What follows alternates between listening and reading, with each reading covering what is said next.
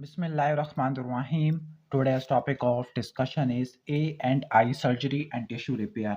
Okay, तो A and I accident and emergency. In short, इसको मैं ट्रामेटोलॉजी भी कहता हूँ. ट्रामेटोलॉजी सर्जरी का एक बहुत इंपॉर्टेंट पोर्शन है. यहाँ से 6 MCQ और एक SAQ आना है. स्टार्ट करते हैं चैप्टर को. अगर किसी बंदे का हीमोग्लोबिन है, अब हीमोग्लोबिन लेवल आपने चेक किया है और इसकी इलेक्टिव सर्जरी और इमरजेंसी सर्जरी हो रही है. अगर इलेक्टिव सर्जरी है और इसका हीमोग्लोबिन 10 से कम है तो आपने क्या करना है. इलेक्टिव के केस में आपने सर्जरी को पोस्टपोन करना है. इलेक्टिव का मतलब प्लान्ड सर्जरी है, पहले से डेट दी हुई है. लेकिन अगर उसका हीमोग्लोबिन रिलेटिवली 10 से कम है तो आपने सर्जरी को पोस्टपोन करना और एनीमिया को इन्वेस्टिगेट करना है. और अगर हीमोग्लोबिन 8 से कम है तो सर्जरी को तो पोस्टपोन करना ही यही है, लेकिन पहले आपने ब्लड की ट्रांसफ्यूजन करनी है. इन शॉर्ट, अगर 10 से कम है पहले आपने इन्वेस्टिगेशन करनी है, 8 से कम है ब्लड की ट्रांसफ्यूजन देनी है, फिर सर्जरी करनी है. अगर इमरजेंसी है, इमरजेंसी के अंदर अगर 10 से कम है हीमोग्लोबिन, ऊपर तो हम पोस्टपोन कर देते हैं, लेकिन इमरजेंसी सर्जरी आप कर लोगे जब हीमोग्लोबिन 10 से कम होगा. लेकिन अगर हीमोग्लोबिन 8 से कम है तो आप ब्लड की ट्रांसफ्यूजन करोगे, फिर आप सर्जरी की तरफ आओगे. ठीक हो गया. अब हम स्टार्ट करते हैं यहाँ पर आगे. मैंने कुछ यहाँ पे पॉइंट्स लिखे हुए हैं कि जो प्री ऑपरेटिव होता है आपने पोटेशियम को चेक करना होता है. स्पेसिफिकली अगर डायूरेटिक ले रहे होते हैं. TPN टोटल पारेंटियल न्यूट्रिशन के लिए जो सप्लीमेंट वेन प्रेफर की जाती होती है. ओके. हेमरेजिक शॉक टाइप 2, इसका मतलब है 15 से लेकर 30% का ब्लड लॉस हो गया है. अगर किसी बंदे का ब्लड प्रेशर कम है और ब्रेडिकार्डिया है, डेट मीन्स के न्यूरोजेनिक शॉक है. और अगर टैकीकार्डिया है तो हाइपोवोलेमिक शॉक होता है. ओके. और अगर ब्लड प्रेशर कम होता है, वेज़ोडाइलेशन होती है, तो वो सेप्टिक शॉक, एनाफिलैक्टिक शॉक आपने पढ़ना होता है. स्किन में हार्वेस्टिंग ग्राफ्ट होता है, क्लोज सेक्शन ड्रेन से लिया जाता होता है. फोलिस कैथीटर के अंदर जो एफ होता है वो आउटर डायमीटर को शो करने के लिए इस्तेमाल होता है. एनजी ट्यूब नेक्रोटाइजिंग एंटीरोकोलाइटिस में कभी भी नहीं डालते होते. ओके. आगे केडी ट्यूब ये किस चीज़ को मॉनिटर करती है, एयर कॉलम को मॉनिटर करती है. इसके बाद एक और पॉइंट है. ओके. प्री ओप आपने ओसीपी को छोड़ देना है 6 हफ्तों तक. ओके. 6 हफ्तों पहले आपने ओसीपी को छोड़ देना है. और ओके, क्यों? ताकि डीवीटी को प्रिवेंट कर सके. ओके, आप स्टार्ट करते हैं क्वेश्चन को. ओके. एक फीमेल है, लैक्टेटिंग फीमेल है. लैक्टेटिंग फीमेल के अंदर ब्रेस्ट एब्सेस डेवलप हो गया है. ब्रेस्ट एब्सेस है तो ब्रेस्ट एब्सेस के लिए आपने क्या करना होता है, इंसिजन ड्रेनेज करना होता है, स्पायर करना होता है, और आपने कल्चर सेंसिटिविटी करनी होती है. तो पहले प्री ऑप कैसे प्रिपेयर करोगे लैक्टेटिंग डायबिटिक मदर को? सबसे पहले इन्फॉर्म कंसेंट लेंगे. नंबर 2, आपने लिस्ट पे फर्स्ट रहना होता है, be first on the list है. और इसके बाद नंबर 3, आपने हर ड्रग्स छुड़वा देनी है. ओके. इंसिजन ड्रेनेज या ऑपरेशन से पहले ओरल हाइपोग्लाइसेमिक ड्रग को आपने छुड़वा देना है. नंबर 3, ग्लूकोज चेकअप आपने कराना होता है. फिर आपने आईवी लाइन देनी होती है जिसमें डेक्सट्रोज से लाइन दे दोगे. और लास्ट में आपने सैंपल सेंड करना है कल्चर सेंसिटिविटी के लिए. तो ये आपका प्री ऑप प्रिपरेशन आ जाएगा. अब इसकी इन्वेस्टिगेशन क्या होती है और ट्रीटमेंट क्या होती है, याद रखना. जब भी मैनेजमेंट का सवाल आएगा, पहले हिस्ट्री लिखनी है, फिर क्लिनिकल एग्जामिनेशन करना होता है, फिर इन्वेस्टिगेशन होती है, फिर ट्रीटमेंट होती है. ओके. इन्वेस्टिगेशन में क्या है, पहले सीबीसी में टीएलसी और डीएलसी बड़ा होगा ब्रेस्ट एब्सेस के अंदर. नंबर 2, आपने क्या करना होता है, एस्पायरेशन करनी होती है फॉर साइटोलॉजी कल्चर सेंसिटिविटी. और लास्ट में अल्ट्रासोनोग्राफी जो कि बेस्ट इन्वेस्टिगेशन होती है. ट्रीटमेंट के अंदर क्या होता है, ट्रीटमेंट में अर्ली में क्या होगा, मेडिकल, और लेटर में क्या होगा, सर्जरी होगा. अगर सिर्फ मास्टाइटिस है तो आप एंटीबायोटिक इस्तेमाल करोगे लाइक फ्लूक्लोक्सासिलिन, क्योंकि स्टेप ऑरियस मेन होता है. कोअमोक्सिक्लेव है. एडिक्वेट ब्रा सपोर्ट प्रोवाइड करोगे, लोकल हीट और एनर्जेसिक अप्लाई करोगे. लेकिन अगर मास्टाइटिस की कॉम्प्लिकेशन एब्सेस हो गया तब क्या करोगे, अल्ट्रासाउंड गाइडेड एस्पायरेशन करोगे. ओके. और ड्रेनेज करोगे लोकल एनेस्थीसिया के अंडर. ठीक हो गया. और जो सैंपल होता है वो आप साइटोलॉजी कल्चर सेंसिटिविटी के लिए भेजते होते हैं.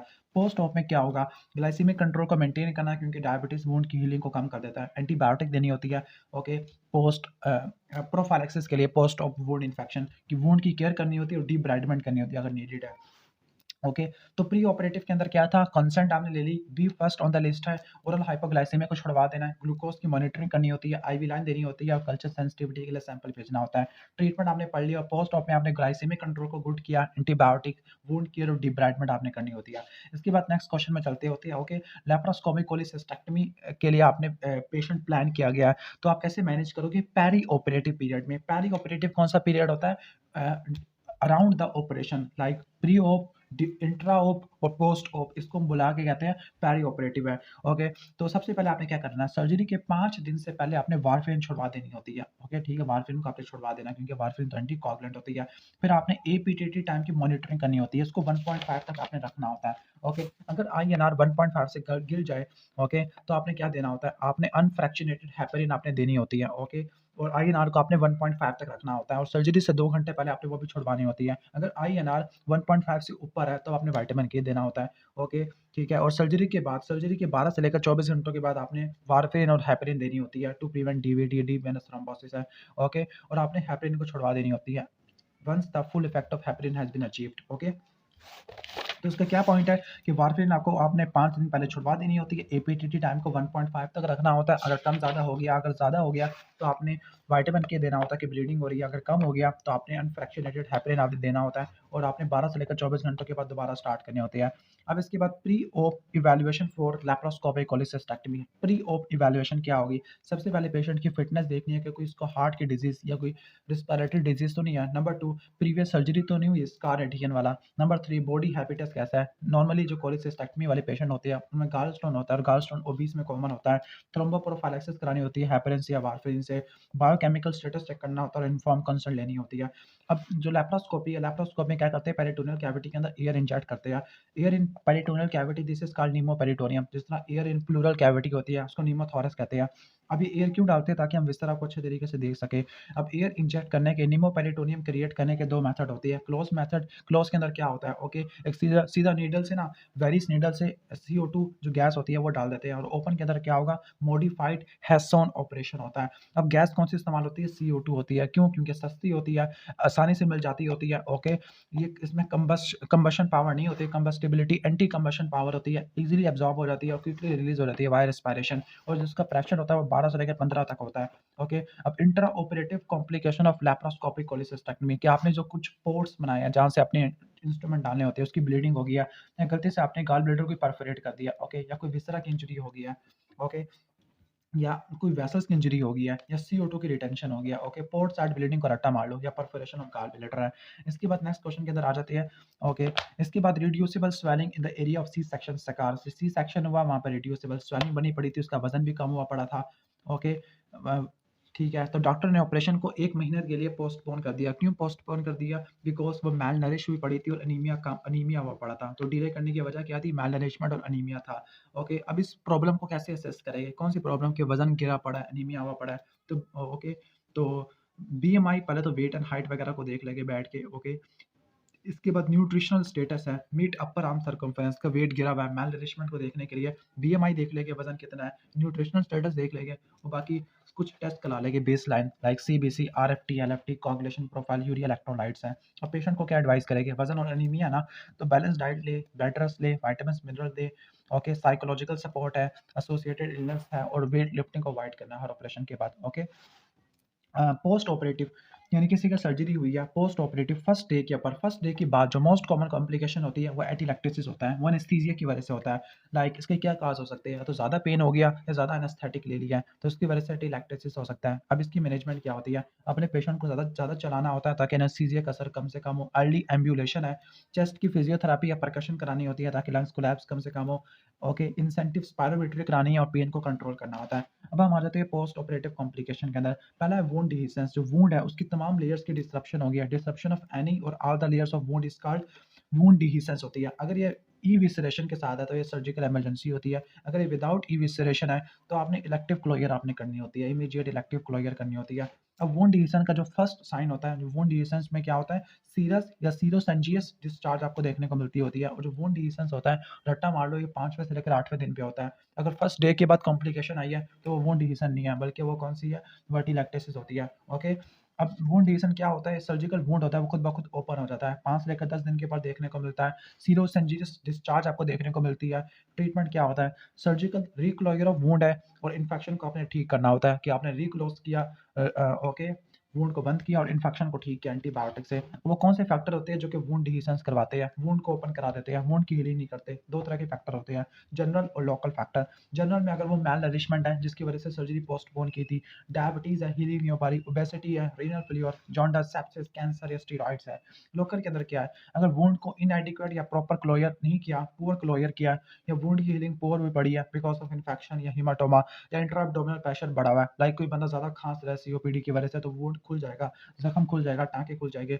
अब पोस्ट लेप्रोटमी जो स्यूचर इस्तेमाल किया जाता है, वो होता है प्रोलीन होता है। लेप्रोटमी में पी आ रहा है, प्रोलीन आ जाएगा, okay. Rational of using proline जो अच्छा स्यूचर 2 टाइप का होता है, एब्ज़ॉर्बेबल और नॉन एब्ज़ॉर्बेबल होता है, ओके। ठीक हो गया। विक्राइल और कैटगट आपकी कौन से होती है? ये आपके एब्ज़ॉर्बेबल स्यूचर होते हैं, ओके। जो प्रोलीन होता है, प्रोलीन प्रोलीन और एक और लाइनिन भी होता है, ओके। जो प्रोलीन होता है स्ट्रॉन्ग होता है, does not lose tensile strength, ये टेंसाइल स्ट्रेंथ को नहीं लूज करता। इन्फेक्शन के चांसेस भी कम से कम होते हैं, नॉन एब्जॉर्बेबल आपको देखने को मिलता होता है, ओके। ठीक है, तो ये आपने इसको रट्टा मार लेना कि इन्फेक्शन वगैरह नहीं होगा, ओके। तो इसका निमोनिक है टीन्स है, टीन्स, ओके। टी से क्या हो जाएगा? टेंसाइल स्ट्रेंथ नहीं है, काफ़ी ज़्यादा इन्फेक्शन नहीं है, नॉन एब्जॉर्बेबल होता है और स्ट्रॉन्ग होता है, ओके। ठीक हो गया। इसके बाद यहाँ पर आगे आ जाते हैं, एक पेशेंट है उसका लेप्रोटमी हुई है फॉर डूडिनल परफोरेटेड डूडिनल अल्सर है, ओके। 5वें दिन के ऊपर उसको फीवर और टेकिपनिया हो गया है और उसका वुंड काफ़ी ज़्यादा हेल्दी है। तो डीडी क्या हो गया? टेकिपनिया हुआ है, सांस लेने में दुश्वारी आ रही है और इमोबिलाइज हुआ पड़ा है, सर्जरी है। डेट मीन्स पल्मोनरी एम्बोलिज्म है और बुखार भी हुआ है। पोस्ट ऑफ पायरेक्सिया, बुखार हुआ हुआ, सेप्टिसीमिया, पल्मोनरी एम्बोलिज्म, ये जो नॉस्टोमोसिस है उसकी लीकेज हो गया, तो इसकी डीडी आ जाएगी, ओके। अब डीवीटी या पल्मोनरी एम्बोलिज्म की प्रोफाइलैक्सिस कैसे होती है? सबसे पहले आपने कंप्रेशन या इलास्टिक स्टॉकिंग आपने इस्तेमाल करनी होती है। पेशेंट को आपने चलाना होता है, अर्ली एम्बुलेशन और लो डोज हेपेरिन इस्तेमाल करनी होती है। लो डोज अनफ्रैक्शनेटेड हो सकती है या लो मॉलिक्यूलर वेट होती है। और प्री ऑप इवैल्यूएशन के अंदर क्या होता है? पहले हिस्ट्री लेनी है और स्पायरोमेट्री करानी होती है पल्मोनरी एम्बोलिज्म वाले केस के अंदर। ठीक हो गया कि हिस्ट्री में एक्टिविटी लेवल और एक्सरसाइज टॉलरेंस आ जाएगा। अब कुछ एमसीक्यूज पॉइंट है। जो एनसेड होता है स्थैमेटिक पेशेंट में ब्रोंकोस्पाज्म करा देता है, ओके। दैट इज़ व्हाई आपने इसको अवॉइड कराना होता है। बैलेंस एनाल्जेसिया वगैरह आपने देना होता है। जब अल्कोहल यूज़ कर रहे हैं तो आपने प्रॉपर ड्राइनेस करनी होती है बिफोर यूजिंग डायथर्मी, क्योंकि अल्कोहल तो कंबस्टिबल एजेंट होता है। इसके बाद जो कीमोथेरेपी होती है आफ्टर द सर्जरी, तो एडजुवेंट होती है, पहले देते हैं तो वो न्यू एडजुवेंट होती है, ओके। इसके बाद जो ओके जो वुंड की रिमॉडलिंग होती है या रिकंस्ट्रक्शन होती है, उसमें कोलेजन टाइप 3 रिप्लेस हो जाता है कोलेजन टाइप 1 से, ओके। तो इसको क्या बोलते हैं हम? वुंड रिमॉडलिंग कहते होते हैं, ओके। अब इसके बाद जो वुंड की हीलिंग है, इसके कुछ स्टेजेस होती है। पहले हीमोस्टेसिस होती है, फिर इन्फ्लेमेशन आपको देखने को मिलती है, फिर प्रोलिफरेशन होती है, फिर रीमॉडलिंग होती है। रीमॉडलिंग के अंदर कोलेजन टाइप 3 रिप्लेस हो जाता है कोलेजन टाइप 1 से, ओके।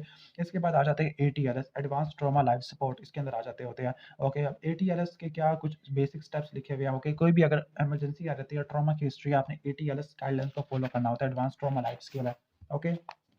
ठीक है, तो सबसे पहले लिखा हुआ है कि फर्स्ट स्टेप एट रिसेप्शन। तो रिसेप्शन के ऊपर सबसे पहला स्टेप क्या करोगे? अब ब्लीडिंग को कंट्रोल कर लोगे by application, okay. Bye application of PACS, PACS apply करोगे, आप पैराशूट डायरेक्टली अप्लाई करोगे ब्लीडिंग साइट के ऊपर, ओके। अब इसके स्टेप्स क्या होते हैं, ओके। लाइक वुंड की मैनेजमेंट के, ओके। ठीक है, ट्रॉमा की मैनेजमेंट के, तो आपने पहले प्राइमरी सर्वे करना होता है जिसमें आप रिससिटेट कर रहे हैं, ये एटीएलएस गाइडलाइंस बता रहा हूँ। फिर आपने सेकेंडरी सर्वे करना होता है और फिर डेफिनेटिव केयर आ जाएगा, ओके। ठीक है, ओके। तो जो प्राइमरी सर्वे होता है इसमें CABCD आ जाएगा। सबसे पहले आपने एक्सटर्नल हैमरेज है जो कि मैसिव है, उसको आपने कंट्रोल करना है। फिर ABCD airway with cervical spine control आ जाएगा, इमोबिलाइजेशन करनी होती है, ओके। B से ब्रीदिंग और वेंटिलेशन आ जाएगा। C से सर्कुलेशन और हैमरेज प्रोटोकॉल आ जाएगा, ओके। D से डिसेबिलिटी जिसके अंदर AVPU और GCS स्कोर करवाते होते हैं, exposure to assess for other injury है।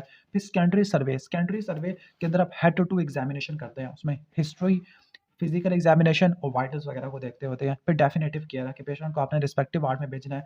टेटनस की आपने टॉक्सॉइड या इम्यूनोग्लोबुलिन देनी होती है, यानी एक्टिव पैसिव इम्यूनाइजेशन करनी है, एंटीबायोटिक देनी होती है, डिसेबिलिटी को मैनेज करना होता है, ओके। ये सिंपल मैनेजमेंट किस चीज़ की है? रोड ट्रैफिक एक्सीडेंट या सिंपल ट्रॉमा की मैनेजमेंट वगैरह होती है, ओके। ठीक है, तो यहाँ पे ये लिखा है कि ब्लीडिंग वुंड है, लेफ्ट थाई पे है, कॉन्शियस है, ओके। तो इमीडिएट स्टेप क्या होगा एट द रिसेप्शन? तो आपने ब्लीडिंग को कंट्रोल करना है बाय एप्लीकेशन ऑफ पैक्स और pressure directly apply to the bleeding wound है। फिर 4 स्टेप्स क्या है? पहले एटीएलएस गाइडलाइन को फॉलो करना है। नंबर 2 आपने आईवी लाइन और फ्लूइड्स देने हैं, बीपी गिरा होगा, वाइटल्स को मॉनिटर करना है और ब्लड ग्रुपिंग और ट्रांसफ्यूजन देनी होती है फ्लूइड्स देने के बाद, ओके। फिर फाइनल ट्रीटमेंट क्या होता है? अगर पेशेंट हीमोडायनामिकली स्टेबल हो गया तो उसका क्या होता है, ओके। ठीक है, तो उसका निमोनिक है वार्ड, ओके। वार्ड वार्ड आप गए होगे, वार्ड, ओके। डब्ल्यू से वुंड को क्लीन करना होता है, ए से एनाल्जेसिक और एंटीबायोटिक देनी होती है, आर से रेडियोग्राफी और रिमूवल ऑफ बुलेट्स अगर इन केस है, और डी से क्या? डीब्राइडमेंट और डेड टिश्यू है। तो वुंड की क्लीनिंग और डीब्राइडमेंट ये बेसिक स्टेप होते हैं, एनाल्जेसिक और एंटीबायोटिक देनी होती है और रिमूवल और रेडियोग्राफ आ जाएगा। बाकी यहाँ पे वो ट्रॉमा की मैनेजमेंट ऑलरेडी एक्सप्लेन कर चुका हूँ, प्राइमरी सर्वे, सेकेंडरी सर्वे और डेफिनेटिव केयर होता है, ओके। अच्छा, यहाँ पर एब्डोमेन, अगर कोई पेशेंट जब भी आ गया है, कोई एब्डोमेन के ट्रॉमा से के साथ आ गया हो गया, स्पेसिफिकली चेस्ट का ट्रॉमा या एब्डोमेन का ट्रॉमा हो गया और हीमोडायनेमिकली, ओके, हीमोडायनेमिकली अनस्टेबल है, तो आपने क्या कराना होता है? फास्ट स्कैन कराना होता है। मैं इसका बताऊंगा, पूरा आपको प्रोटोकॉल बताऊंगा, ठीक हो गया, एल्गोरिथम बताऊँगा। तो जो स्कैन करते होते हैं वो फास्ट होता है। फास्ट क्या होता है? Focused assessment with sonography for trauma. तो ये एब्डोमेन की इंजरीज़ के लिए होता है। तो एब्डोमेन की इंजरीज़ के लिए अगर आपसे पूछे फर्स्ट लाइन जो इन्वेस्टिगेशन होती है वो फास्ट होती है, और हेड की इंजरीज़ के लिए क्या होती है? सीटी स्कैन होती है। तो एब्डोमिनल ट्रॉमा के अंदर आपसे पूछे मोस्ट कॉमन ऑर्गन जो डैमेज होता है ब्लंट ट्रॉमा में, उसका नाम है स्प्लीन। अगर पेनिट्रेटिंग ऑर्गन आ जाए तो उसका नाम है लीवर एब्डोमेन का, और अगर गन शॉट इंजरी है तो उसका नाम आ जाएगा स्मॉल इंटेस्टाइन, और अगर स्मॉल इंटेस्टाइन की इंजरी है तो आपने लेप्रोटमी करनी होती है। ओके, इसके बाद आके अगर ब्लंट ट्रॉमा एब्डोमेन का है तो कौन सा बोवेल डैमेज होता है? तो उसका नाम है जूजिनम होता है, और अगर सीट बेल्ट की इंजरी है तो आ जाएगा मेजेंट्री हो जाएगा। ब्लंट ट्रॉमा के अंदर अगर एब्डोमेन का ब्लंट ट्रॉमा है तो जो फर्स्ट इन्वेस्टिगेशन होती है वो फास्ट होती है, स्पेसिफिकली हीमोडायनेमिकली अनस्टेबल के अंदर। लेकिन अगर हीमोडायनेमिकली स्टेबल है तो कौन सी कराओगे? कंट्रास्ट इन्हांस्ड सीटी स्कैन करा लोगे। ठीक है, क्योंकि कंट्रास्ट वाली कराने में टाइम लगता होता है। अगर ब्लास्ट की इंजरी है, ओके, अगर एयर इंजरी है तो एयर की वजह से मोस्ट कॉमन जो ऑर्गन डैमेज है वो कौन सा होता है? टिम्पैनिक मेम्ब्रेन होती है। जो मोस्ट सीवियर होता है वो लंग्स होते हैं। अगर वाटर के अंदर है और अगर हेड आउट है, ब्लास्ट की इंजरी है, वाटर है, अगर हेड बाहर की तरफ है तो स्मॉल इंटेस्टाइन, लेकिन हेड अगर पानी के अंदर है तो टिम्पैनिक मेम्ब्रेन उड़ जाती होती है। ओके, ऑलमोस्ट ये पॉइंट भी हो गया। इसके बाद नेक्स्ट है कि लिखा है कि पेनिट्रेटिंग वुंड है, रेड टेम्पोरल रीजन पे ब्लीडिंग बहुत ज़्यादा हो रही है, बीपी वगैरह रिकॉर्डेबल नहीं थे। तो प्री हॉस्पिटल हॉस्पिटल में जाने से पहले अपनी लाइफ सेविंग प्रोसीजर क्या होगा? अपने एक्सटर्नल हैमरेज को रोकना है तो प्रेशर अप्लाई करोगे, पैक्स अप्लाई करोगे, सर्वाइकल स्पाइन को इमोबिलाइज करोगे, एयरवे को सिक्योर करोगे, वापस भिजवा दोगे, यानी एयरवे ब्रीदिंग सर्कुलेशन प्रोटोकॉल को फॉलो करोगे। ओके, अच्छा यहाँ पे लिखा है कि जो इंट्यूबेशन होती है, इंट्यूबेशन एयरवे वाले स्टेप्स में करते हैं। इंट्यूबेशन कब करते हैं? जब बंदा बोल नहीं रहा, दैट मीन्स का कुछ सर्वाइकल स्पाइन की कोई इंजरी है, ओके, एयरवे, या बोल नहीं रहा, या उसकी वॉइस में कोई अल्टरेशन है, लाइक रिस्पिरेटरी डिस्ट्रेस है, या लारिंजियल एडिमा हो गया, बर्न्स की वजह से अनकॉन्शियस है। इन 4 कंडीशन के अंदर आपने इंट्यूबेशन करनी होती है। आप इंट्यूबेशन 2 रास्तों से कर सकते हो, नेज़ोट्रैकियल या ओरोट्रैकियल। ओरोट्रैकियल प्रेफर की जाती है, लेकिन जो नेज़ोट्रैकियल है, वो उस वक़्त प्रेफर करेंगे जब माउथ ओपन नहीं हो रहा, या फेस का फ्रैक्चर हो गया है, मैक्सिला मैंडिबल का फ्रैक्चर हो गया, इस केस में करते होते हैं। तो वही बता दूँ, जब भी कोई ट्रॉमा की मैनेजमेंट आएगी एटीएलएस गाइडलाइंस के मुताबिक, तो प्राइमरी सर्वे, सेकेंडरी सर्वे और फिर डेफिनिटिव केयर है। प्राइमरी सर्वे में वही चीज़ें आ जाती है। ओके, ठीक है। अब यहाँ पे अगला सवाल जो पूछ रहा है वो पूछ रहा है अच्छा, अगर ओरोट्रैकियल इंट्यूबेशन भी फेल हो जाती है, ओके, तो अगर इमरजेंसी है तो आपने नीडल क्रिकोथेराडोटमी करनी होती है इंट्यूबेशन के लिए। अगर इलेक्टिव है, ओके, या डेफिनेटिव है तो वो ट्रैकियोस्टोमी होती है। ट्रैकियोस्टोमी अगर आपने इमरजेंसी में करनी है तो आपने मिड लाइन वर्टिकल इंसिजन आपने देना होता है। अच्छा, यहाँ पे एक और एमसीक्यू पॉइंट लिखा हुआ है, ये कोई पेशेंट है, उसका रोड ट्रैफिक एक्सीडेंट हुआ है, बाहर से कोई ब्लीडिंग नहीं हो रही, कोई नहीं, कोई इंटरनल ब्लीडिंग है और उसको हाइपोटेंशन है, तो या तो इंट्राथोरैसिक हो सकती है या इंट्रा एब्डोमिनल हो सकती है, क्योंकि बाहर तो ब्लीडिंग नहीं हो रही, तो या तो थोरैसिक कैविटी में चली गई है या एब्डोमिनल कैविटी में चली गई है, तो फास्ट स्कैन कराओगे। रीनल ट्रांसप्लांट वाले पेशेंट में साइटोमेगालो वायरस का इन्फेक्शन ज़्यादा होता है और स्प्लीन की लैसिरेशन लेफ्ट 9 to 11 रिब्स की वजह से आपको देखने को मिलती होती है। अच्छा, मैं यहाँ पे एक्सप्लेन कर रहा था, trimodal distribution of death है। ट्राई मॉडल यानी डेथ 3 तरह की होती है, immediate death, early death, late death होती है। इमीडिएट डेथ होती है मैसिव हेड इंजरी या ब्लीडिंग की वजह से होती है। जो अर्ली डेथ होती है ये ऑक्सीजनेशन के फेलियर की वजह से होती है, हार्ट और लंग्स के मसले की वजह से, और लेट डेथ होती है सेप्सिस या मल्टीपल ऑर्गन फेलियर की वजह से होती है। अब प्राइमरी सर्वे में और क्या-क्या चीज़ें एडजंक्ट करते हैं, क्या-क्या चीज़ें ऐड करवाते हैं, ईसीजी मॉनिटर कर लेंगे, यूरिनरी कैथेटर डाल देंगे, गैस्ट्रिक कैथेटर डाल देंगे, ओके, वाइटल्स को देखने के लिए like pulse oximetry, BP, ventilatory rate है और एक्सरे एग्जामिनेशन है, ये एक्स्ट्रा चीज़ें होती है प्राइमरी सर्वे में। अब प्राइमरी सर्वे के वही पॉइंट्स होते हैं, प्राइमरी सर्वे का मोस्ट इंपॉर्टेंट पॉइंट होता है कि लाइफ थ्रेटनिंग पैथोलॉजी को पहचाना जाए। अगर कोई पेशेंट है उसका एब्डोमेन के अंदर ब्लंट ट्रॉमा हो गया, स्प्लीन सबसे पहले उठती है, तो पहले तो आपने रिससिटेशन करनी होती है, वही A B C D E को मेंटेन करना होता है, फिर आपने ई फास्ट कराना होता है। अब ई फास्ट में, ओके, ठीक है, इसके बाद आपने देखना होता है कि पेशेंट स्टेबल है या स्टेबल नहीं है। अगर पेशेंट स्टेबल है तो आपने क्या कराना होता है? Contrast enhanced CT scan. Stable का मतलब बीपी बिल्कुल ठीक है, सीटी स्कैन कराना होता है। लेकिन अगर पेशेंट स्टेबल नहीं है तो आपने लेप्रोटमी की तरफ जाना होता है। ठीक हो गया, ओके। अच्छा, रिससिटेशन के लिए जो फ्लूइड और चॉइस होता है शॉक के लिए, तो वो होता है रिंगल एक्टेड होता है, वो आपने गर्म फ्लूइड देना होता है क्योंकि अल्कलाइन फ्लूइड भी होता है। ओके, ऑलमोस्ट ये हो जाएगा। इसके बाद अ, ई फास्ट को क्या बोलते हैं? एक्सटेंडेड फास्ट बोलते हैं। फास्ट क्या होता है? फोकस असेसमेंट विद सोनोग्राफी और ट्रॉमा। ओके, तो मैं ऑलरेडी एक्सप्लेन कर चुका हूँ। तो अच्छा, मैं यहाँ पे ये लिखा है कि अच्छा, फास्ट कराने के लिए कम कम से कम आपको 100 सीसी का फ्लूइड चाहिए होता है। ओके, और साइड्स वगैरह लिखी हुई है यहाँ पर, 4 पी को रट्टा मार लेना फास्ट के केस में। ओके, 4 साइड्स को देखते हैं, पेरीहिपैटिक, पेरिकार्डिक, पेरिसप्लेनिक और पेल्विक आ जाएगा। पेरीहिपैटिक, पेरिकार्डिक पेरिसप्लेनिक और पेल्विक आ जाएगा। जो फास्ट होता है, fast focus assessment with sonography और ट्रॉमा, तो ये क्या होता है, ये सी पार्ट में करती है। सी पार्ट का मतलब क्या होता है, सर्कुलेशन और हेमरेज प्रोटोकॉल में। अगर एक्सटर्नल ब्लीडिंग नहीं हो रही तो इंटरनल ब्लीडिंग को देखने के लिए होता है, और 100 आपको फ्लूइड चाहिए होता है। अब इसकी मैनेजमेंट क्या होती है, आपने 2 ग्रीन आईवी फ्लूइड्स आपने देने होते हैं। ओके, ठीक हो गया। ओके, 2 ग्रीन आपने देने होते हैं, और 1 लीटर का आपने क्रिस्टलाइट नॉर्मल सलाइन आपने देना होता है। इसके अलावा यहाँ पे लिखा है कि ट्राइनेक्सामिक एसिड भी आपने देना होता है, सर्कुलेशन को मेंटेन करने के लिए पॉइंट्स बता रहे हैं। अगर ब्लड ओ नेगेटिव है तो वो यूनिवर्सल डोनर देना होता है। बाकी मेल्स में ओ पॉजिटिव दे सकते हैं, और पोस्ट रिप्रोडक्टिव में भी ओ पॉजिटिव दे सकते होते हैं। अच्छा, फास्ट स्कैन के फायदे क्या होते हैं? फास्ट स्कैन का फायदा है कि पेरिटोनियल कैविटी या पेरिकार्डियल कैविटीज में फ्लूइड को चेक करना 100 सीसी का कंसील्ड हेमरेज के लिए। नंबर 2, ऐसी इमरजेंसी जिनके अंदर सर्जिकल इंटरवेंशन करनी है तो उसकी क्विकली असेस करना। अब इसकी लिमिटेशन क्या होती है फास्ट की? नंबर 1 है कि जो बोवल के अंदर गैस है उससे आपको फ्लूइड से नजर नहीं आता। नंबर 2, सर्जिकल एम्फीसीमा से भी आपको नजर नहीं आता। नंबर 3, ऑर्गेनाइज हीमाटोमा, वो भी आपको सही से नजर नहीं आता। तो हीमाटोमा, एम्फीसीमा और बोवल गैस को रट्टा मार लेना।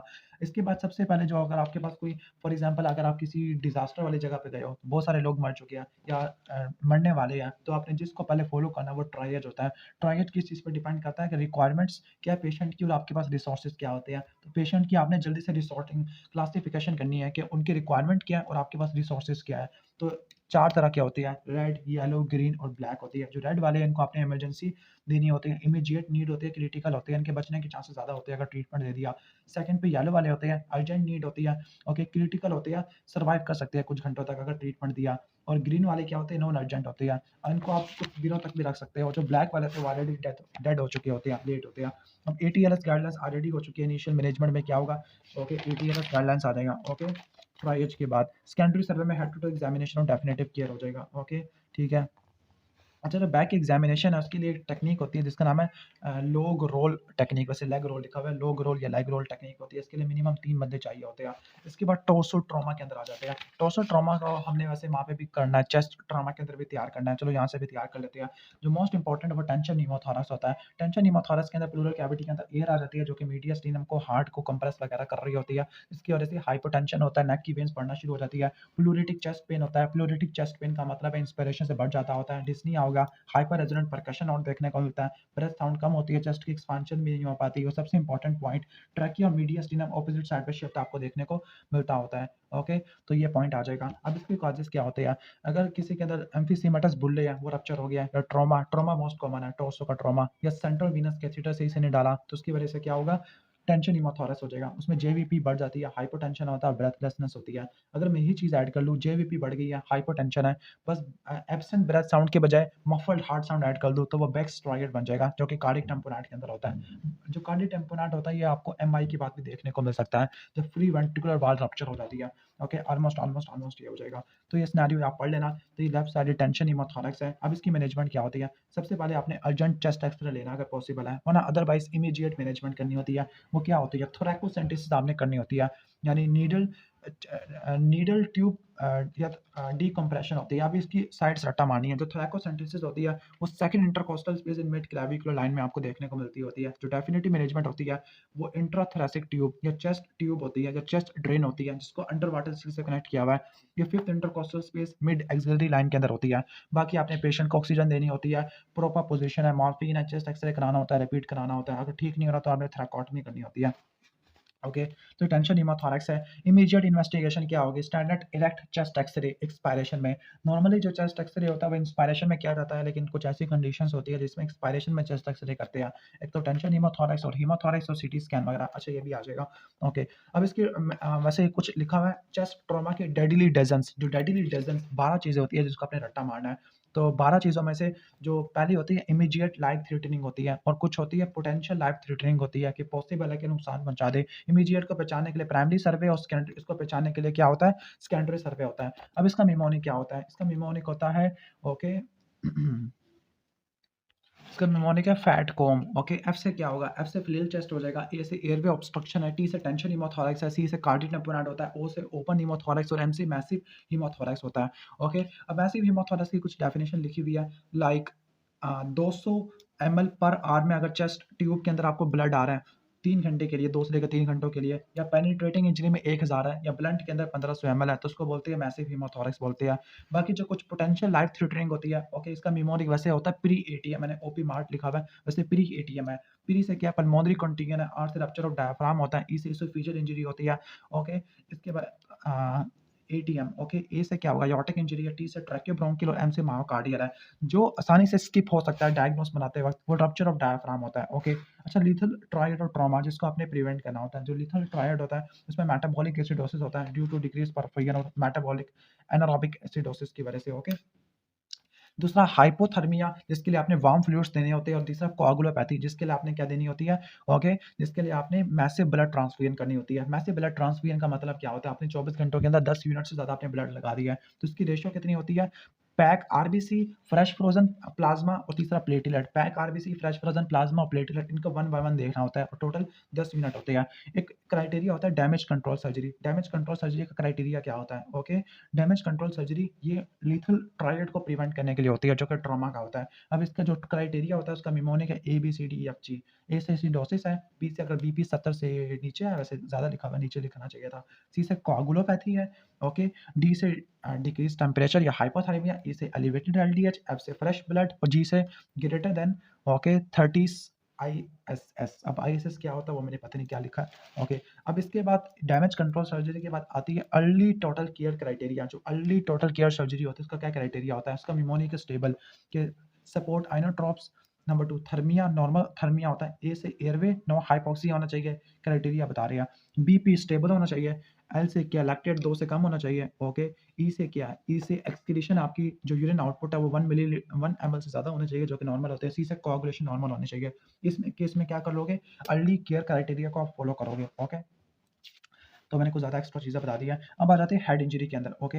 अब सीटी स्कैन की क्या इंडिकेशन है, अब सीटी स्कैन की इंडिकेशन कि अगर सीटी स्कैन आपने 1 घंटे में करना है तो आपने किस कंडीशन में करना है, और सीटी स्कैन की इमेजिंग 8 घंटों में। अगर 1 घंटों में करना है तो किस वक्त करेंगे, अगर GCS 13 से कम है किसी भी पॉइंट पर, या 2 घंटों तक GCS 15 से नीचे है, okay, GCS is less than 15 at 2 hours, या फोकल न्यूरोलॉजिकल डेफिसिट है, इस केस में सीटी स्कैन कराते होते हैं। या स्कल का फ्रैक्चर है, ओपन है, डिप्रेस है, या बेजल है, या वॉमिटिंग आपको एक से ज़्यादा देखने को मिल रही है, ओके, क्लियर, ये आ जाएगा। या पोस्ट ट्रॉमेटिक सीजर है, और investigation sorry indication of CT within 8 hour, तो इसमें अगर एज 65 से ज़्यादा की है, या बंदा कोआगुलोपैथी पे है, या डेंजरस इंजरी है कि हाइट से गिरा या रोड ट्रैफिक एक्सीडेंट है, इसका निमोनिक होता है CAD, या क्या क्रैट से रट्टा मार सकता है, क्रैट। सी से क्या, कोआगुलोपैथी, आर से रिट्रोग्रेड एमनीजिया, ए से एज, और डी से क्या होगा, डेंजरस इंजरी हो जाएगी। अब इसकी मैनेजमेंट क्या होती है, किसकी, एक्स्ट्रा ड्यूरल हीमाटोमा की, एपिड्यूरल हीमाटोमा की। ये मैं हेड इंजरी के अंदर एक्सप्लेन करूंगा कि इसमें बाई कन्वेक्स होता है, लेमन शेप आपको उसमें देखने को मिलता होता है सब ड्यूरल के अंदर, और लेमन शेप और बनाना साइन ये आपको एक और कंडीशन में भी मिलते हैं, उसका नाम है आर्नोल्ड क्यारी मैलफॉर्मेशन, ओके, वो मैं एक्सप्लेन करूंगा। बनाना साइन सेरिबेलम वाला था, और जो लेमन साइन था वो फ्रंटल वाला था। अच्छा, ATLS गाइडलाइंस को आपने फॉलो करना होता है, आपने एयरवे को सिक्योर करना होता है, फिर आपने एंटी कोगुलेंट स्टार्ट कराने हैं, ओके। वो कौन कौन से हैं, 4 फैक्टर प्रोथ्रोम्बिन कॉम्प्लेक्स आ जाएगा, विटामिन क्यू प्रोटामिन सल्फेट आ जाएगा, ओके। एंटी कोगुलेंट का सॉरी फॉर इरिटेशन। अच्छा, सबसे पहले आपने एंटी कोगुलेंट को रिवर्स कर लिया, एयरवे को मेंटेन कर लिया, ATLS गाइडलाइंस है, फिर आपने इंट्राक्रेनियल हाइपरटेंशन को कम करना है। वो कैसे कम करोगे, हाइपरटेंशन को मैनेज करने के लिए फ्लूइड रिससिटेशन करोगे, आइसोटोनिक फ्लूइड दोगे। हाइपरटेंशन को ठीक करने के लिए निकार्डिपिन और लैमेटोलोल दोगे। हेड को एलिवेट करोगे, एंटीपायरोटिक दोगे, मैनिटोल दोगे, या हाइपर वेंटिलेशन। और फिर न्यूरो सर्जरी वार्ड में भेजोगे, वहाँ पे बर होल क्रेनियोटमी कर लेंगे, या ओपन क्रेनियोटमी कर लेंगे। अब GCS के कुछ पार्ट्स होते हैं वो मैं एक्सप्लेन करूंगा वैसे उसके अंदर CNS वाले में, लेकिन जो GCS ये मोटर पार्ट सबसे ज़्यादा सेंसिटिव होता है। टोटल 6 होती है इसमें, जो 6 अगर आपकी कमांड को ओबे कर रहा है तो वो 6 आ जाएगा, अगर पेन को लोकलाइज कर रहा है तो वो 5 आ जाएगा, अगर विड्रॉ कर रहा है तो 4 आ जाएगा, अगर एबनॉर्मल फ्लेक्शन है तो वो डीकॉर्टिकेट रिजिडिटी है, जिसको फ्लेक्शन रिजिडिटी भी कहते हैं, और अगर एक्सटेंशन है तो डीसेरिब्रल रिजिडिटी है। ज़्यादा सीवियर कौन सी होती है, डीकॉर्टिकेट होती है। अगर कोई रिस्पॉन्स नहीं आ रहा तो नो मोटर रिस्पॉन्स 1 आ जाएगा, 0 कभी भी नहीं होता, ओके। अच्छा, मैंने यहाँ पे कुछ इंपॉर्टेंट पॉइंट लिखा हुआ है। एक है मैस, मैस क्या होता है, ओके, मैंग mangled extremity severity score, okay. इसकी characteristics, shock group, limb ischaemia और एज ऑफ प्रेजेंटेशन, पता नहीं मैंने क्या लिखा है, इसको कुछ छोड़ देते हैं बैठ के, ओके। अच्छा, यहाँ पर अगर हेड की इंजरी हो जाती है, हेड की इंजरी में एक्स्ट्रा ड्यूरल हिमाटोमा, सब ड्यूरल हिमाटोमा, सब रखनाट हेमरेज हो जाते हैं, इसमें इंट्राक्रेनियल प्रेशर बढ़ जाता है, तो आपने क्या करना है, मैनिटोल देनी होती है, डायूरेटिक देना होता है ताकि BP नॉर्मल हो जाए, बारबिचुरेट का इंजेक्शन देना होता है, और क्या नहीं देना आपने, डेक्सट्रोज कभी भी नहीं देना, और स्टीरॉयड कभी भी नहीं देना, अदरवाइज बंदा पहले ऊपर चला जाएगा। स्पाइनल इंजरी में आ जाते हैं, सबसे पहला जो सवाल है वो लंबर डिस्क की हर्निएशन है, एक ही सवाल है वैसे। डिस्क प्रोलैप्स है, जब भी डिस्क प्रोलैप्स होती है लंबर वर्टिब्रा की होती है तो लंबर पेन होगा जो कि रेडिएट करेगा बटक में, थाई में और काफ में। पेन एग्रावेट कर जाएगा वाल्सलेगम मैनूवर में, और नर्व को इरिटेट करेगा जिसकी वजह से स्पेसिफिकली कौन सी नर्व को, शियाटिक नर्व को। तो बायलैटरल शियाटिक पेन देखने को मिलेगा, एंकल की डॉर्सिफ्लेक्शन या प्लांटर फ्लेक्शन नहीं हो पाएगी, स्फिंक्टर की डिस्टर्बेंस होगी। तो एक 60 ईयर ओल्ड हाउसमेट है, सीढ़ियों से गिर गई है, सीवियर पेन इन बैक है और चलने से भी उसको दर्द हो रहा है, कॉन्शियस तो हुआ लेकिन पेन बढ़ रहा है, वाइटल्स नॉर्मल है, तो लंबर डिस्क हर्निएशन है। ओके, इन्वेस्टिगेशन क्या होगी, एमआरआई स्पाइन होगी। मैनेजमेंट क्या होगी, सबसे पहले हिस्ट्री लेनी है। ओके, ठीक है, डायग्नोस तो हो जाएगा हमारा मैनेजमेंट में। 5 स्टेप्स है, हिस्ट्री आ गया। नंबर 2 प्रिकॉशंस है, प्रिकॉशन के अंदर बेड रेस्ट करना होता है। ओके, एनर्जेटिक लेनी होती है, हैवी वेट लिफ्टिंग नहीं करनी, स्ट्रेस को अवॉइड करना है, रिडक्शन करनी है, रिडक्शन के लिए ट्रैक्शन लेनी है और स्टीरॉयड का इंजेक्शन लेना होता है। फिर सर्जिकल डिकम्प्रेशन है, उसमें लैमिनेक्टमी और माइक्रो डाइसेक्टमी, लैमिनेक्टमी इसमें भी कर सकते हैं सर्वाइकल स्पॉन्डिलाइसिस के अंदर, और लास्ट में इमोबिलाइजेशन और फिजियोथेरेपी आ जाएगा। अच्छा, यहाँ पे डायफ्राम की इंजरी है, डायफ्राम की जो इंजरी है, ओके, मोस्ट कॉमन जो कॉज ऑफ इंजरी होती है डायफ्राम की वो पेनिट्रेटिंग होती है, स्पेसिफिकली लेफ्ट साइड पे होती है क्योंकि राइट साइड पे तो लीवर होता है। पुअर प्रोग्नोसिस होता है, ब्लंट ट्रॉमा की वजह से आपको देखने को मिल सकती है, स्टमक की हर्निएशन होती है, ब्लंट ट्रॉमा में ज़्यादा डिफेक्ट होता है। इनिशियल इन्वेस्टिगेशन चेस्ट एक्सरे होती है, बेस्ट आपकी क्या होती है, लैप्रोस्कोपी होती है या वीडियो असिस्टेड थोरैकोस्कोपी होती है। इसमें क्या मिलेगा आपको, मैसिव एयर बबल मिलेगा, हार्ट दूसरी साइड पे शिफ्ट हो जाएगा क्योंकि स्टमक आ गया है, और एनजी ओके, एनजी ट्यूब डालोगे थोरेसिक कैविटी में। ओके, इन कन्फाइंड एयर बबल है। मैनेजमेंट क्या होगी, आपने कंटेंट को वापस लेके जाना है एब्डोमिनल कैविटी में और डायफ्राम को रिपेयर करना होता है। जो रिट्रोपेरिटोनियल हेमाटोमास के 3 जोन होते हैं, अगर जोन 1 को इन्वॉल्व कर रहा है तो आपने हमेशा एक्सप्लोर करना है, जोन 2 और जोन 3 को इन्वॉल्व कर रहा है तो आपने एक्सप्लोर कब करना है, अगर वो पल्सेटाइल हो या एक्सपांडिंग मैस हो हेमाटोमा, इस केस में आपने एक्सप्लोर करना होता है। ओके, तो अब कुछ एमसीक्यूज विदाउट ऑप्शन इनको पढ़ लेते हैं। ओके, ट्राइएच, ट्राइएच किस में करते हैं, जो क्रिटिकली इल पेशेंट होते हैं लेकिन सर्वाइव करते हैं, रेड येलो ग्रीन ब्लैक और रट्टा मार लेना है। टेंशन हीमोथोरैक्स का जो इमीडिएट मैनेजमेंट होता है वो थोरैकोसेंटेसिस होती है, second intercostal space, mid clavicular line, और जो डेफिनेटिव होता है उसमें चेस्ट ड्रेन डालते हैं, mid fifth intercostal space mid axillary line के अंदर। Gold standard in the management of difficulty airway, अगर डिफिकल्ट एयरवे तो गोल्ड स्टैंडर्ड क्या होगा, flexible fibre optic bronchoscopy, airway obstruction में करते होते हैं ब्रोंकोस्कोपी। ओके, इसके बाद है मैनेजमेंट ऑफ टेंशन हीमोथोरैक्स, तो नीडल डिकम्प्रेशन फॉलोड बाय थैकोटमी लिखा हुआ है। Investigation in case of perforation, intestinal perforation में चेस्ट एक्सरे राइट पोस्टर में करते हैं, एयर इन राइट डायफ्राम में देखने को मिलता है। ओके, लेप्रोटमी से पहले आपने रिससिटेशन करनी होती है, इलेक्ट्रिक शॉक है, उसके बाद हेमाचूरिया हो गया है। ओके, ठीक है, गुर्दे का मसला है, हेमीप्लीजिया हो गया और गुर्दा फारिग हो गया, एक्यूट किडनी फेल्योर, तो एक्यूट रीनल फेल्योर आ जाएगा। ट्रॉमा के पेशेंट में सबसे पहले एयरवे को मैनेज करना होता है। Management in case of heart failure during laparotomy, तो सर्जरी को डिले करना है। ब्लास्ट इंजरी में मैनेजमेंट क्या होती है, पहले ट्रायज के हिसाब से मैनेज करना होता है। ओके, पोस्ट ऑपरेटिव पेशेंट है, ड्यू टू केस ऑफ हेमोरॉइड है, सिरोटिक पेशेंट में ब्लीडिंग हो गया तो वो पोर्टल हाइपरटेंशन की वजह से होती है, winging of scapula long thoracic nerve की वजह से होता है। वुंड मीडियल थाई पे है तो आपने टॉर्निकेट जरूर अप्लाई करना होता है मीडियल थाई पर। रोड ट्रैफिक एक्सीडेंट में सेकेंडरी स्विचिंग करनी होती है। ओके, लेफ्ट साइड चेस्ट के डिकम्प्रेशन है तो सीटी चेस्ट मंगवाना है। Winging of scapula long thoracic nerve की वजह से होता है। Initial management after road traffic accident, तो टेटनस आपने देनी होती है। Throat cut down by string है, और पल्स देखो 120 और बीपी नॉर्मल है तो कितना 30% लॉस होगा ब्लड का। ओके, अगर थ्रॉट पे मसला है और बीपी नॉर्मल है। प्रेग्नेंट फीमेल है, सेकंड ट्राइमेस्टर पे रोड ट्रैफिक एक्सीडेंट के साथ आई है एब्डोमिनल डिस्टेंशन में, तो अपने ऑब्स्टेट्रिशियन से कंसल्ट करना, फास्ट स्कैन कराना होता है। ओके, अगर बीपी इनिशियली लो है फिर बढ़ गया 130 तक आफ्टर फ्लूइड थेरेपी, तो आपने फास्ट सोनोग्राफी करानी होती है। ओके, परफोरेटेड अल्सर का ट्रीटमेंट क्या होता है, laparotomy followed by Graham's mental patch repair. Sign of failed treatment of intestinal obstruction, तो आपको पेरिटोनियम में फ्लूइड मिल जाए तो ट्रीटमेंट फेल हो गया है। इंटेस्टाइनल रिसेक्शन किया और कॉले की पेन हो गया तो ये नेफ्रोलिथियासिस हो गया है। ओके, स्पेसिफिकली क्रॉन्स डिजीज में भी आपको देखने को मिलता है। मैनेजमेंट ऑफ लैसिरेशन ऑन फोरहेड, तो फोरहेड की लैसिरेशन की क्या मैनेजमेट होती है, डिब्राइटमेंट और प्राइमरी रिपेयर होती है। एयरवे को, एयरवे पोटेंसी को चेक करने के लिए वोकल रिस्पॉन्स करवाती होती है। ओके, हाई फिस्टुलोटमी पेशेंट है और सर्जरी के बाद इनकॉन्टिनेंस हो गया तो एक्सटर्नल एनल स्फिंक्टर डैमेज हो गया, ब्लंट ट्रॉमा और लेफ्ट हाइपोकॉन्ड्रिया में ब्रूज आ गया, पेन राइट लेफ्ट शोल्डर में गया, अगर राइट पे जाता तो वो गॉल ब्लैडर, लेफ्ट पे है तो स्प्लीन डैमेज हो गया ब्लंट ट्रॉमा के अंदर। ओके, अच्छा, इसके बाद आके फायर आर्म की इंजरी है, एंट्री और एग्जिट वुंड है तो आपने डिब्राइटमेंट करनी है। मिजाइल इंजरी है, 3 सेंटीमीटर का एंट्री वुंड है, 5 सेंटीमीटर का है, थाई सूजी भी है तो आपने वाइड लोकल एक्सचेंज करनी होती है।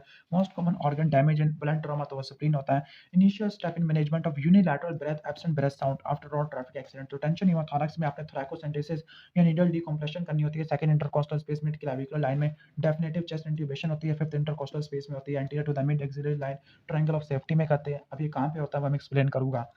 Winging of scapula long thoracic nerve के डैमेज होने की वजह से होता है। ब्लास्ट इंजरी में आपने ट्रायज को फॉलो करना होता है। इमरजेंसी जो ब्लंट चेस्ट इंजरी में जो डेडली लेजर मिस हो सकता है वो डायफ्राम की इंजरी होती है। कुछ मैंने पॉइंट्स यहाँ पे लिखे हैं। सुचर दो तरह के होते हैं, एब्जॉर्बेबल, नॉन एब्जॉर्बेबल। जो एब्जॉर्बेबल होते हैं इसमें आपका कैट गट है जो कि शीप गट से निकाला जाता है। पॉलीग्लैक्टिन जिसको विक्राइल कहते हैं, पॉलीडेक्सनॉन और मोनोक्राइल है। जबकि नॉन एब्जॉर्बेबल में आपका सिल्क आ जाता है, नायलॉन आ जाता है। ओके, सिल्क और कैट गट आपके नेचुरल होते हैं, नायलॉन आ जाएगा बस। अब कुछ अल्सर के बारे में आ जाए। जो एप्सल्स अल्सर होते हैं ये बैकर डिजीज और क्रॉन्स के अंदर होती है। पेप्टिक अल्सर डिजीज डूडिनम के फर्स्ट पार्ट को इन्वॉल्व करता है या स्टोमक के एंगुलरिस इंसिजर को इन्वॉल्व करता है, लेजर कर्वेचर का पार्ट होता है। कैमिरोन या राइडर अल्सर ये फंडस में देखने को मिलती है। Rolling type of hydel hernia में देखने को मिलती है। रोलिंग को पैराइसोफेजियल हर्निया भी कहते हैं। कर्लिंग अल्सर बर्न्स वाले पेशेंट में होते हैं। कुशिंग अल्सर हेड की इंजरी में देखने को मिलते हैं। बेल्ट शेप अल्सर टीबी के अंदर होते हैं, टर्मिनल आलिया में। ट्रांसवर्स अल्सर ये भी टीबीएम में होते हैं। लॉन्गिट्यूडनल अल्सर ये आपको टाइफाइड में देखने को मिलती है, टर्मिनल आलिया में। फ्लास शेप अल्सर ये उमैबी कोलाइटिस में होते हैं, सीकम और सैंडिकोलॉन में देखने को मिलते हैं। ओके, अच्छा यहाँ पर कुछ यहाँ पे वो मैंने निमोनिक बनाया हुआ है। कैसे रट्टा मारना है, जो आपकी जो नीडल्स होती है ना, उनका साइज का रट्टा मारा हुआ है, ठीक है। ओके, कितने गॉज की नीडल आपने इस्तेमाल करनी होती है फ्लूइड रिससिटेशन के लिए। जो ऑरेंज वाला नीडल, सॉरी कह रहा हूँ, नीडल नहीं है यार, जहन से निकल गया मेरे, ये क्या होता है, कैनुलास है, सॉरी कैनुलास, उनका साइज लिखा हुआ है। ओके, ठीक है। ट्रॉमा के लिए 16 वाला बेस्ट होता है और 18 वाला ये मिनिमम होता है फॉर ट्रॉमा रिससिटेशन होता है। अब उसको कैसे रट्टा मारना है? रट्टा ऐसे मारना है कि सपोज आपने इमेजिन करना है कि ज़मीन के अंदर क्या होता है, लावा होता है, लावा, तो वो ऑरेंज रंग का होता है। फिर ज़मीन आ जाती है जो कि ग्रे रंग की होती है। फिर घास होती है वो ग्रीन रंग की होती है। उसके ऊपर एक फूल लगा हुआ है वो पिंक रंग का होता है। ओके, फिर ब्लू रंग का स्काई होता है। फिर येलो रंग का वो सन होता है। फिर आप में वायलेट रंग का क्या होता है, वायलेट रंग की एटमॉस्फेयर होती है। तो 14, 16, 18, जो ग्रीन है वो हमेशा 18 होता है। इस पॉइंट पर रट्टा मार लेना। अच्छा, अब आ जाते हैं रेडियोलॉजिकल साइन। डिस्फेजिया लुजुरिया ये बेरियम सालों में देखने को मिलता है। ओके, डिस्फेजिया यानी सॉरी डिस्फेजिया लुजुरिया तो डिजीज का नाम है। डिस्फेजिया लुजुरिया के अंदर विक्टरी साइन या वी साइन देखने को मिलता है बेरियम सालों में।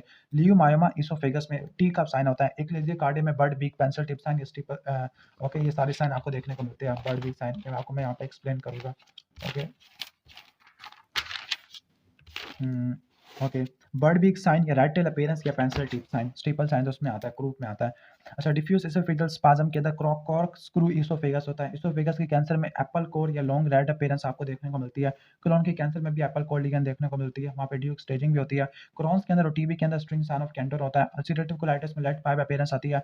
डायबिटिकुलोसिस में सार्ट टूथ अपीयरेंस आती है। इस्कीमिक कोलाइटिस के अंदर थंब प्रिंट साइन आता है। वोल्वुलस के अंदर कॉफी बीन आता है। इंटरसेप्शन के अंदर बेरियम एनीमा में क्लास साइन मिलता है। हॉर्स शू किडनी इसकी फ्लावर बेस अपीयरेंस होती है। पॉलीसिस्टिक ये आईवीयू फाइंडिंग है, इंट्रावीनस यूरोग्राम या आईवीपी। पॉलीसिस्टिक किडनी डिजीज इसकी स्पाइडर लाइक अपीयरेंस होती है। यूरेट्रोसील की कोबरा हेड या एडर हेड अपीयरेंस होती है। टीबी यूरिनरी ब्लैडर, इसमें गोल्फ होल यूरेटर या थिम्बल ब्लैडर होता है। इसके बाद लास्ट है chemo regiment of malignancy. Breast cancer के अंदर CAF को फॉलो किया जाता है। साइक्लोफॉस्फेमाइड एड्रियोमाइसिन 5 फ्लोरोयूरेसिल। एसोफेजियल कैंसर के अंदर होता है ECF। एपिरुबाइसिन सिस्प्लाटिन 5 फ्लोरोयूरेसिल, ECF को रट्टा मार लेना। स्टोमक के कैंसर में भी ECF होता है। हेपेटोब्लास्टोमा में CVF होता है। सिस्प्लास्टिन विनक्रिस्टिन 5 फ्लोरोयूरेसिल है। गॉल ब्लैडर के कैंसर में GA होता है, जेमसिटाबिन, सॉरी जी और सिस्प्लाटिन लिखा हुआ है, सॉरी GC है।